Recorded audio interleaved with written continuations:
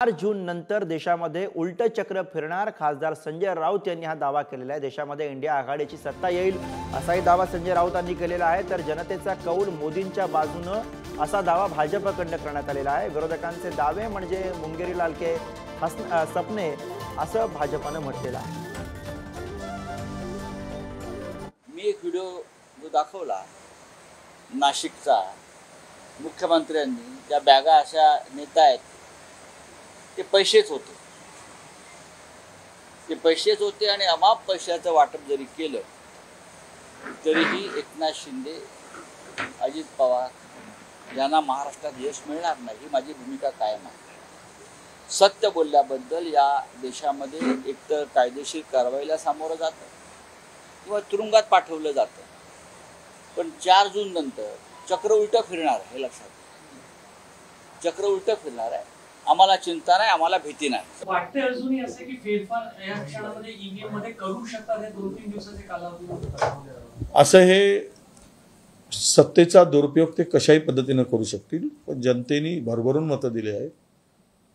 त्यामुळे आम्हाला जो विश्वास आहे तो प्रचंड आहे आणि आम्ही सत्तेत येणार हे 100% खरं आहे। नाही असं आहे एक्झिट पोलला जायचं नाही म्हणजे पराभव स्वीकारायचा असं कोण म्हणतं? आम्हाला माहीत आहे देशामधलाच हे 2 दिवस काहीच होणार आहे। त्यामुळे आम्ही आता आमच्या मतपेट्यांची सुरक्षा कशी राहील त्यावर लक्ष केंद्रित करणार आहोत। इकडे आम्हाला गुंतवून ते दाखवतील आकडे आणि मग वातावरणामध्ये ते सांगतील की काहीतरी गडबड असतील म्हणून ते आकडे फुगवून टाकतील। पण हायकमांडचा आदेश आहे जायचं की नाही, तो हायकमांडचा आदेश अंतिम आहे।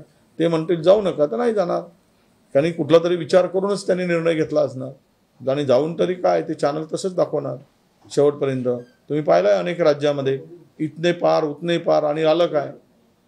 त्यामुळे ते त्यावर काही फार आम्हाला भाष्य करायची गरज नाही। नरेंद्र मोदी साहेबांच्या बाजूने मोठ्या प्रमाणावर दिसतोय, त्याचे प्रतिबिंब मतदानाच्या दिवशी दिसत आहेत आणि त्याच्यामुळे कुठल्याही परिस्थितीत भारतीय जनता पार्टी 400 त्या ठिकाणी पार होईल यात आमच्या मनात कुठल्याही प्रकारची शंका नाही।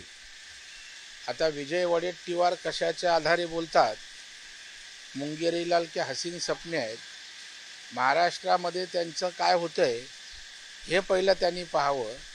मला वाटतं 340 बोलत असताना तिघांचे मिळून 40 असं कदाचित त्यांना बोलायचं असेल। महाराष्ट्रात तर आम्ही 40च्या पुढे जाऊ महाविकास आघाडी म्हणून, आणि देशातल्या इंडिया आघाडीच्या निवडणुकीमध्ये आम्ही जवळपास 300च्या वर जाऊ अशा पद्धतीचं आज पूर्ण देशामध्ये चित्र आहे। आणि या निवडणुकीमध्ये एक विशेषता आपण पाहिली की जनतेने ही निवडणूक हातात घेतलेली होती आणि मोदींचा करिश्मा जो देशामध्ये होता 14 आणि 19चा तो करिश्मा आता उतरलेला आपण पाहिला।